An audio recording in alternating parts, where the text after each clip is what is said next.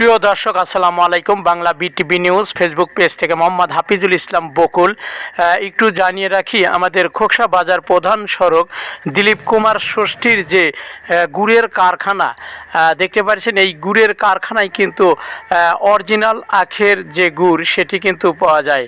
তো আমরা এখানে দেখেছি যে বিভিন্ন সময় বিভিন্ন জায়গা থেকে, উপজেলার বিভিন্ন জায়গা থেকে এই দিলীপ কুমার ষষ্ঠীর যে কারখানা রয়েছে সেই কারখানা থেকে এখানে যে সকল ক্রেতারা রয়েছেন তারা কিন্তু এখানে এসে আমরা দেখেছি ট্রাক ভর্তি করে এভাবে টিনের যে গুড়, আখের গুড়, সেই আখের গুড় তারা কিন্তু এখান থেকে পাইকারি কিনে নিয়ে যায়।